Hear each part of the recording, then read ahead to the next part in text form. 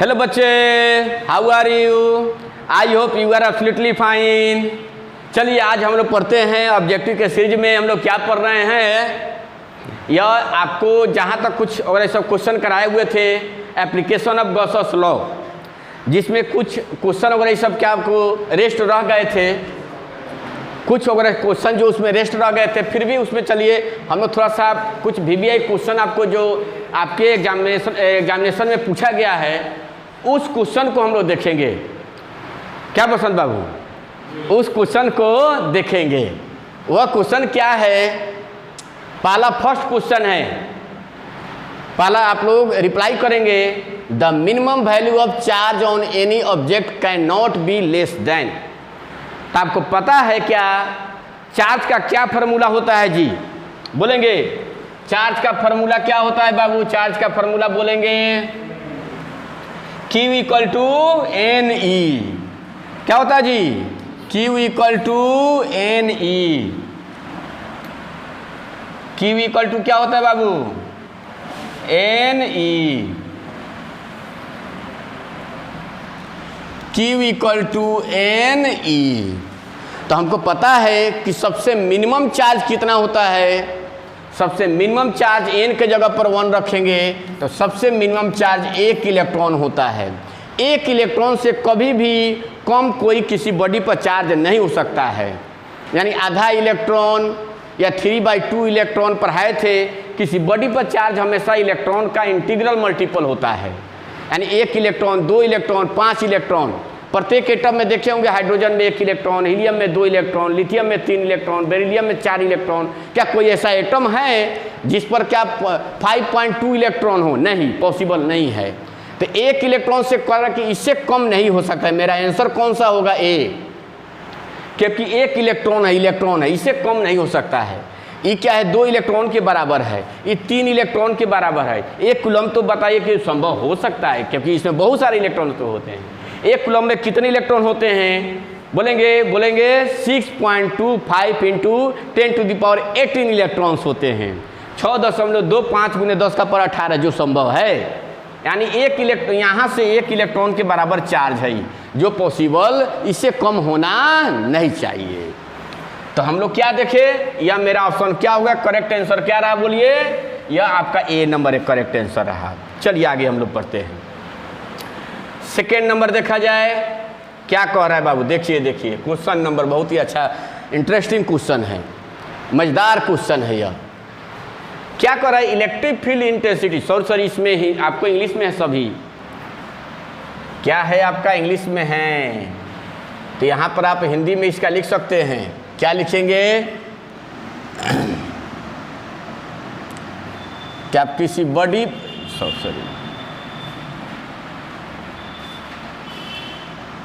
क्या लिख सकते हैं? किसी वस्तु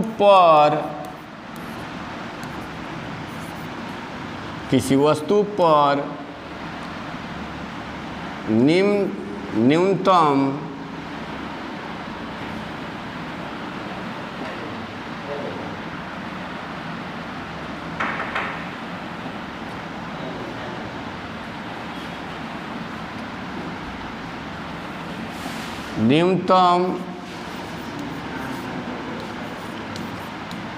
न्यूनतम आवेश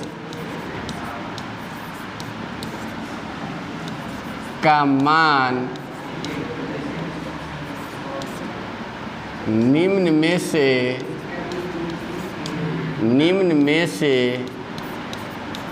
कम नहीं हो सकता है। कम नहीं हो सकता है। तो 1 इलेक्ट्रॉन से कम नहीं हो सकता है। जो 1 इलेक्ट्रॉन यह है, इतना कूलम यहाँ लिखना चाहिए। इस इलेक्ट्रॉन से कम, इस चार्ज से कम संभव नहीं है। चलिए आगे बढ़े हम लोग। क्या जी? अब सेकेंड पे चले हम लोग। सेकेंड क्वेश्चन क्या है मेरा? देखिए बाबू, सेकेंड नंबर क्वेश्चन क्या है? कह रहा है कि electric field intensity at A distance r and 2r from A long uniformly charged straight wire are E1 और E2 respectively. The ratio of E1 and E2 will be। तो बसंत बाबू याद है आपको?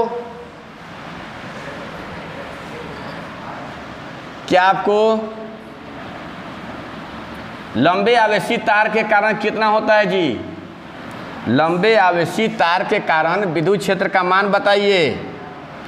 लंबे आवेशी तार के कारण विद्युत क्षेत्र का मान।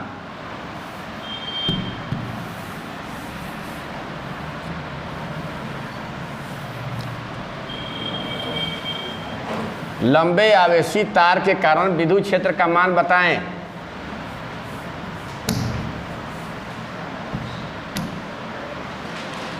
बोलेंगे तो लंबे आवेशित तार के कारण विद्युत क्षेत्र कितना होता है बाबू? विद्युत क्षेत्र E1 बराबर lambda by 2 pi epsilon naught R. यही ना होता जी? तो क्या कह रहा है बोलिए? आर दूरी पर कितना है? E1 है। आर दूरी पर E1 है, E1 दिया हुआ है। और कितना दूरी पर? 2R दूरी पर E2 है। तो lambda by 2 pi epsilon naught 2R। तो कह रहा है कि दोनों का रेशियो क्या होगा, यानी E1 बाई E2। तो इसको डिवाइड कीजिएगा तो बोलेंगे lambda by 2 pi epsilon naught R. कितना होगा? लेमडा बाई भाग देंगे 2 pi epsilon naught 2R। Lambda से लेमडा, इससे कट जाएगा, आर से आर। 2 भागा में है, इसका 1/2 भागा में है, तो ऊपर पलट कर क्या होगा? 2 हो जाएगा। तो E1 बाई E2 बराबर क्या होगा मेरा? 2। यानी कौन सा ऑप्शन है? 2/1। यानी कौन सा मेरा आंसर होगा? बी नंबर आंसर होगा। इसका हिंदी लिख लीजिएगा। क्या हिंदी लिखेंगे?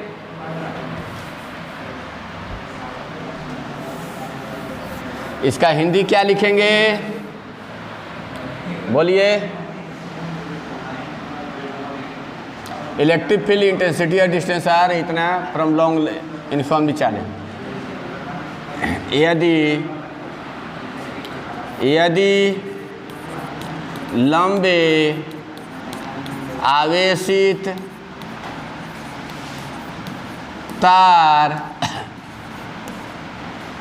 के कारण R एवं 2R दूरी पर विद्युत क्षेत्र का मान E1 एवं E2 हो तो E1 तथा E2 का अनुपात होगा। अब इसमें ऑप्शन में आपका कौन सा होगा बोलिए? 2/1। 2/1 नोट कर लीजिएगा आप लोग। 2/1 ठीक है। 2/1। तो हम लोग क्या चले आगे? चलिए थर्ड नंबर क्वेश्चन पर चले हम लोग। At what angle do electric field lines intersect each other? किस एंगल पर, हिंदी में लिख लिया जाए इसको, किस कोण पर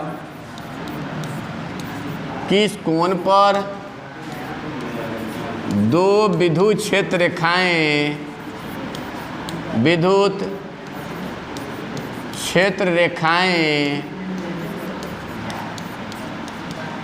एक दूसरे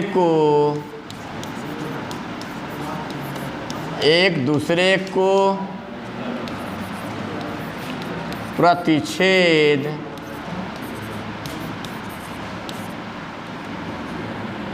करते हैं। कह रहा है क्या? किस कोण पर किस कोण पर दो विद्युत क्षेत्र रेखाएं एक दूसरे को प्रतिच्छेद करते हैं। तो आपको पढ़ा चुके हैं कि कभी भी दो इलेक्ट्रिक फील्ड लाइंस, इतना चाह रहा है हमको, कभी भी दो इलेक्ट्रिक फील्ड लाइंस एक दूसरे को इंटरसेक्ट नहीं करते हैं। कौन सा? क्या 90 डिग्री? नहीं। 45 डिग्री? नहीं। क्या 30 डिग्री? नहीं। Do not intersect. तो कौन सा ऑप्शन होगा मेरा? डी नंबर, एक दूसरे को प्रतिच्छेद नहीं करते हैं। तो मेरा आंसर कौन होगा? Do not intersect. ठीक है, चलिए आगे बढ़े हम लोग।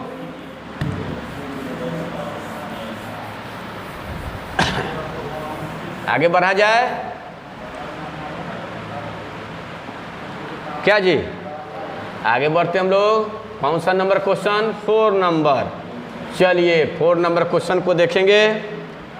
The quantum of electric charge in ESU पढ़ाए हुए हैं। बताइए, इस तरह से SI में पूछे इलेक्ट्रॉन पर चार्ज कितना होता है जी? SI में इलेक्ट्रॉन पर चार्ज कितना होता है? SI में इलेक्ट्रॉन पर चार्ज E का मान होता है -1.6 × 10⁻⁻19 कूलम। तो नेचर को बताता है ना जी। और बताओ CGS में कितना होता है? CGS में पढ़ाए हुए हैं। CGS में तो किससे बोलिए? इलेक्ट्रॉन में या कूलम को कौन सी में बदलते हैं? ESU में। तो एक ESU बराबर कितना कूलम? एक कूलम बराबर कितना ESU? 3 × 10⁻9 ESU। एक कूलम बराबर कितना होता है ESU? 3 × 10⁻9। बोलो इसे गुना करोगे -4.8 × 10⁻10 ESU। नेचर नहीं लिया है, वहीं लगभग में लिख दिया 4.78 × 10 -10 हो जाएगा यहाँ, क्योंकि -19 + 9 कितना होगा जी? हाँ ठीक है। तो मेरा ऑप्शन में कौन सा होगा बोलिए? A number. अप्रॉक्स में लिख दिया है वैल्यू। ठीक है, तो मेरा करेक्ट आंसर कौन सा होगा? बोलो A नंबर करेक्ट आंसर होगा। तो इस तरह से हम लोग क्या देखें इसका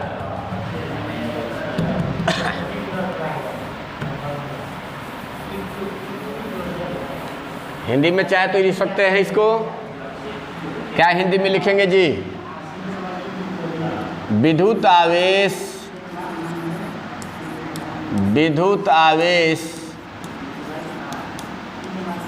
का ESU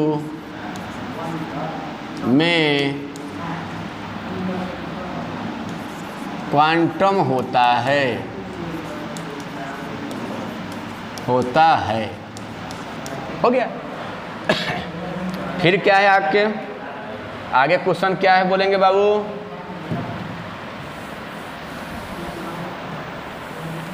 आगे क्वेश्चन देखा जाए। क्या मेरा क्वेश्चन है? देखिए 5 नंबर क्वेश्चन क्या है? Electrostatic field is. तो याद रखिए इलेक्ट्रोस्टैटिक फील्ड, यानी इसको हम लिखना चाहे हिंदी में तो क्या लिखेंगे बाबू? विद्युत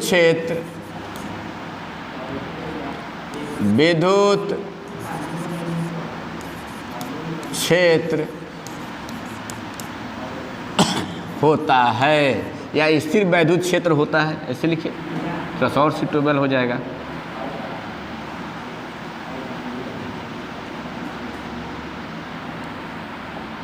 स्थिर वैद्युत क्षेत्र होता है। स्थिर वैद्युत क्षेत्र हमेशा याद रखिएगा, यह कंजर्वेटिव का फॉलो करता है, नहीं नॉन कंजर्वेटिव नहीं। जितने भी ग्रेविटेशनल फोर्स है, इलेक्ट्रिक फोर्स है, मैग्नेटिक फोर्स है, ये सब क्या होते हैं? कंजर्वेटिव, संरक्षी होते हैं। क्या होता है बोलिए? यहाँ पर हिंदी में लिखा जाए तो संरक्षी। Non conservative, somewhere conservative and somewhere नहीं, नन ऑफ दीज। हमेशा कंजर्वेटिव होता है, संरक्षी होता है, हमेशा कंजर्वेटिव। सभी किसी भी पॉइंट पर सब जगह यह संरक्षित रहता है इसके द्वारा एनर्जी। कंजर्वेटिव का मतलब जिसमें एनर्जी कंजर्व रहे, कंजर्व रहता है उसको कंजर्वेटिव फोर्स कहते हैं।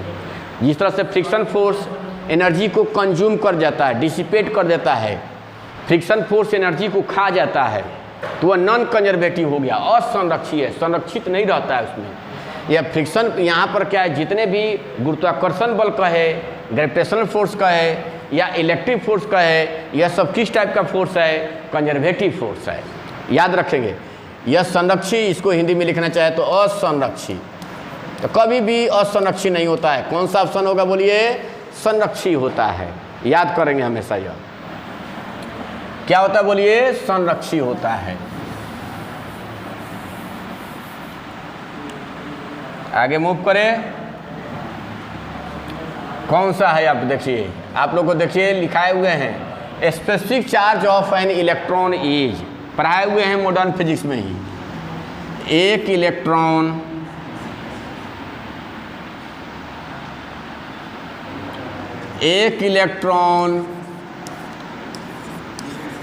बोलिए तो याद है किसी को, एक इलेक्ट्रॉन का विशिष्ट आवेश होता है, विशिष्ट आवेश बोलो तो कोई कौन होगा इसमें, आवेश होता है, कौन,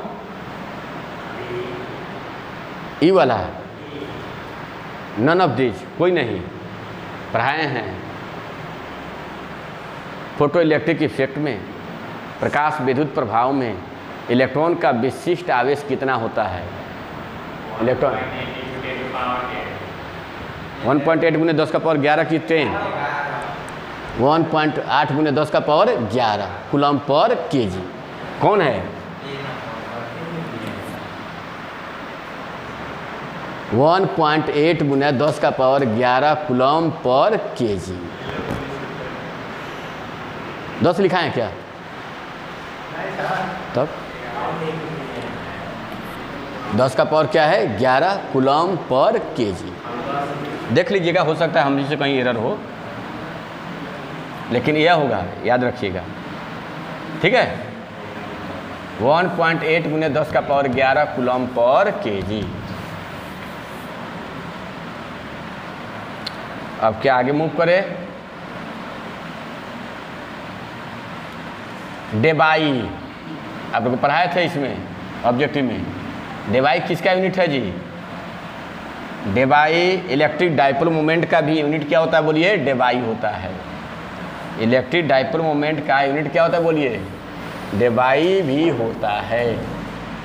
लिखाए हैं आप लोग को, क्या है, डेबाई मात्रक होता है, मात्रक होता है। केमिस्ट्री वाला ज़्यादा यूज करता है डेबाई। कौन है बोलो, इसमें किसका होगा, इलेक्ट्रिक डाइपोल, इसका बोलिए आवेश, आवेश का तो नहीं होता है, आवेश का कूलम CGS ESC होता है। पोलराइजेशन, ध्रुवीकरण, ध्रुवन, क्या होता है बोलो, ध्रुवन, ध्रुवन या विद्युत द्विध्रुव आघूर्ण, विद्युत द्विध्रुव आघूर्ण इसी का होता है। विद्युत द्विध्रुव आघूर्ण का यूनिट क्या होता है बोलिए, डेबाई। नन, इनमें से कोई नहीं, ऐसी नहीं। यह क्या किसका मारेंगे बोलिए, विद्युत द्विध्रुव आघूर्ण का यूनिट आपको कूलम मीटर भी होता है और डेबाई भी होता है ना। डायमेंशन फार्मूला क्या होता है बोलेंगे, ITL और ATL, ITL और ATL।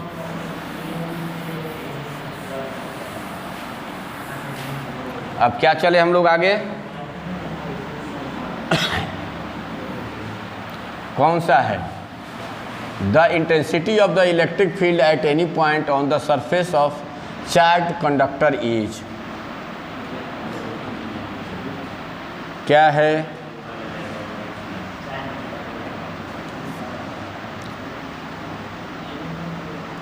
आवेशित चालक के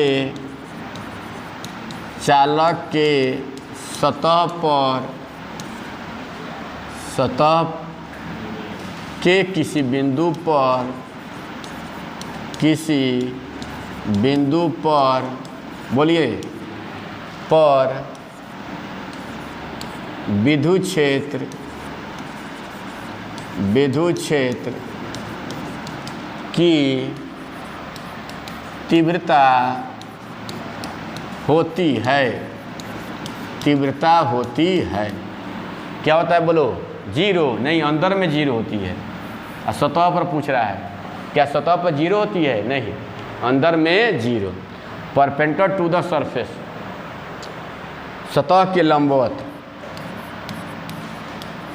राजालाल, सतह के लंबवत, बोलिए सही है कि नहीं?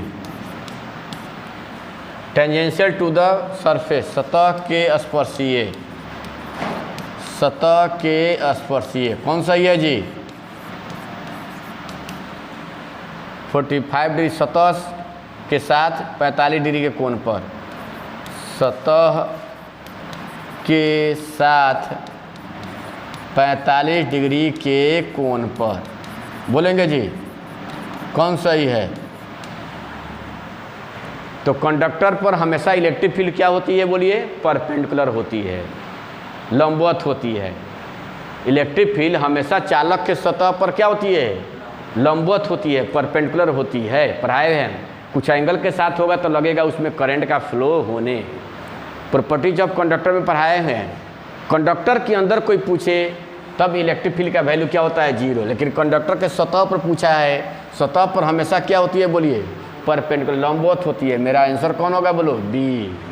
मेरा आंसर कौन होगा? बोलो डी। याद रखेंगे।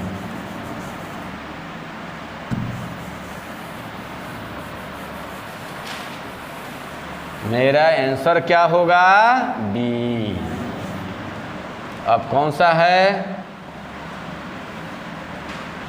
9 नंबर क्वेश्चन, 9 क्वेश्चन। क्या कर रहा है 9 नंबर में? एक coulomb charge is equal to, एक कूलम चार्ज बोलेंगे, एक कूलम आवेश, एक कूलम आवेश बराबर होता है, बोलिए कोई जी, बराबर होता है। कौन होगा जी? 3 गुना 10 का पावर 9 ESU। 3 के लगभग में यही ना दिया है 2.99। तो कौन सा ऑप्शन सही है? ए नंबर सही है। बताए हुए हैं 1 कूलम बराबर 3 गुना 10 का पावर 9 ESU ना जी। तो मेरा कौन सा आंसर सही होगा? बोलिए ए नंबर। यह कौन सा? ए नंबर।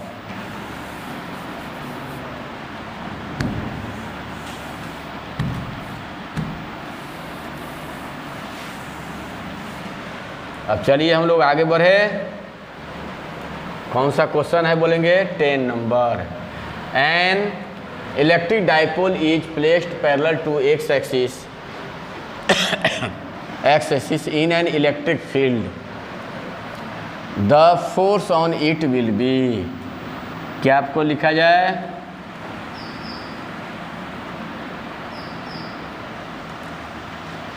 क्या लिखे?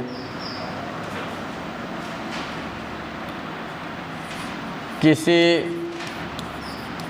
विद्युत द्विध्रुव को, विद्युत द्विध्रुव को विद्युत क्षेत्र के, विद्युत क्षेत्र के एक्स अक्ष के समानांतर रख दिया जाए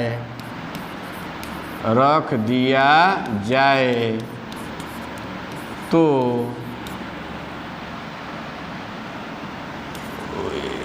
उस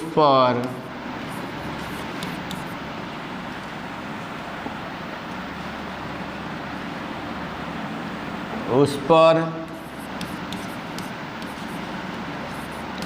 लगने वाले बल का मान होगा तो कौन सा होगा जी? जब आपको पता है फोर्स, कभी भी आपको याद रखिएगा इलेक्ट्रिक डाइपोल में, इलेक्ट्रिक डाइपोल को इलेक्ट्रिक फील्ड में रख देते हैं तो फोर्स का मान क्या होता है बोलो? 0। टॉर्क का वैल्यू कितना होता है? बल आघूर्ण का मान PE sin थीटा है, PE sin थीटा है ना जी। वर्क का वैल्यू क्या होता है? PE cos theta 1 minus cos theta 2। तो मेरा करेक्ट आंसर कौन होगा बोलिए? ए नंबर। क्या होगा करेक्ट आंसर बोलिए? ए नंबर। ठीक है, क्योंकि वहाँ पर नेट फोर्स का वैल्यू क्या हो जाता है? टोटल फोर्स का वैल्यू, हमेशा डाइपोल को इलेक्ट्रिक फील्ड में रखेंगे तो नेट फोर्स का वैल्यू क्या हो जाता है आपका? 0। इस तरह से आज हम लोग क्या 10 ऑब्जेक्टिव क्वेश्चन हम लोगों ने क्या कंप्लीट किया। फिर फर्दर कल हमको वीडियो में क्या, कल तो संडे है, फिर मंडे को पुनः हम लोग उपस्थित होंगे। तब तक के लिए गुड बाय, नमस्कार, जय हिंद, जय भारत।